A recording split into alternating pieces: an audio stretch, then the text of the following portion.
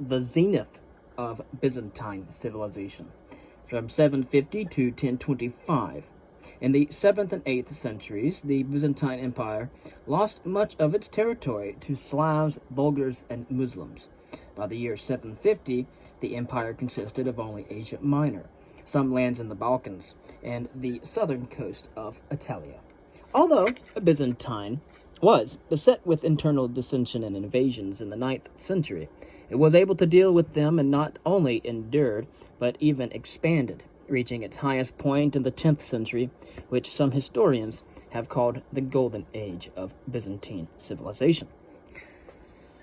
During the reign of Michael III, 842 to 867, the Byzantine Empire began to experience a revival.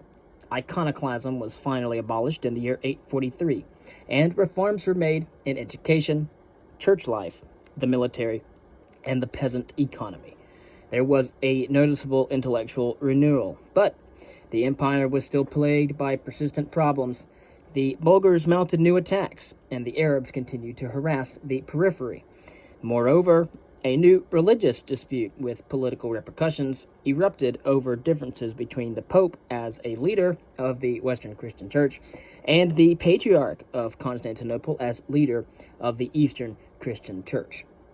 Patriarch Photius condemned the Pope as a heretic for accepting a revised form of the Nicene Creed, stating that the Holy Spirit proceeded from the Father and the Son instead of from the Father alone. A council of Eastern bishops followed Photius and his wishes and excommunicated the Pope, creating the so-called Photius or Photian Schism. Although the differences were later papered over, this controversy inserted a great wedge between the Eastern and the Western Christian religion.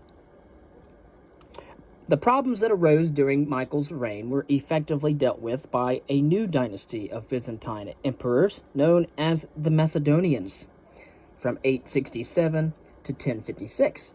The dynasty was founded by Basil I, 867 to 866, a Macedonian of uncertain background who came to Constantinople in order to improve his lot in life.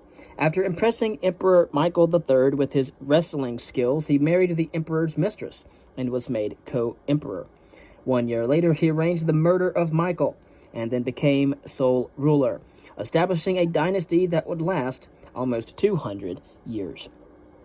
The Macedonian dynasty, as it was to be called, managed to hold off Byzantium's external enemies and re-establish domestic order.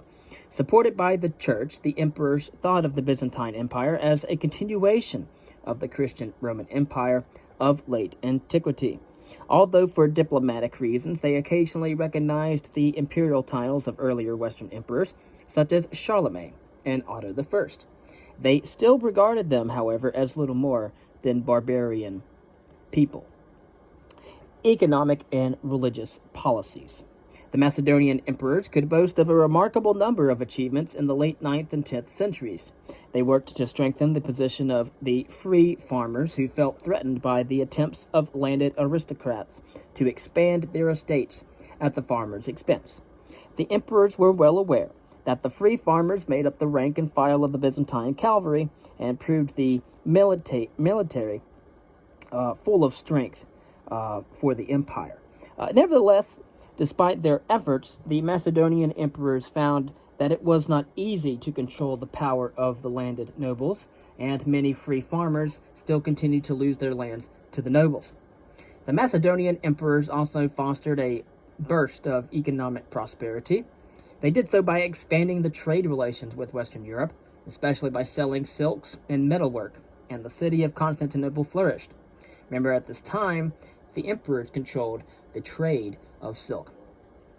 Foreign visitors continue to be astounded by its size, its wealth, and physical surroundings, and to Western Europeans, it still was the stuff of legends and fables. In this period of prosperity, Byzantine cultural influence expanded due to the active missionary efforts of the Eastern Byzantine Christians.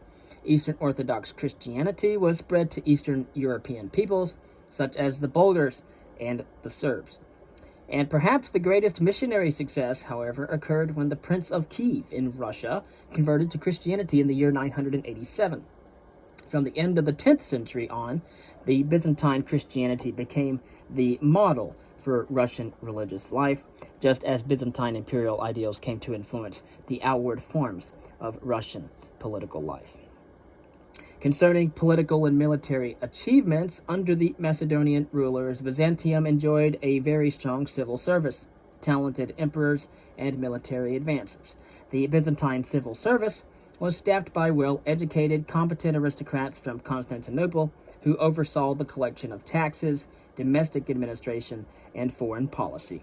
At the same time, the Macedonian dynasty produced some of truly outstanding emperors that were skilled in administration and law, including Leo VI and Constantine VII. Leo VI, from 886 to 912, also known as Leo the Wise, was an accomplished scholar who composed works on politics and theology, systemized rules for regulating both trade and court officials, and he also arranged for new codification of all the Byzantine law. Constantine VII, from 945 to 959, wrote a very detailed treatise on foreign policy in order to instruct his officials, as well as to his son, on running the empire wisely. Constantine also worked to reduce the tax burden on the peasants. And again, this is Constantine VII. In the 10th century, competent emperors combined with a number of very talented generals to mobilize the empire's military resources and take the offensive. Especially pertinent was Basil II, 976 to 1025, who campaigned regularly against the Bulgars. And although his first campaign was a failure, he continued his efforts until he defeated the Bulgars and annexed Bulgaria to the empire. After his final victory over the Bulgars in the year 1014, he blinded 14,000 Bulgar captives before allowing them to return to their homes. Indeed, the Byzantines went on to add the islands of Crete and Cyprus to the empire and to defeat the Muslim forces in Syria, expanding the empire to the upper Euphrates River. And by the end of his reign in the year 1025, the Byzantine Empire was at the largest extent that it had been since the beginning of the 7th century.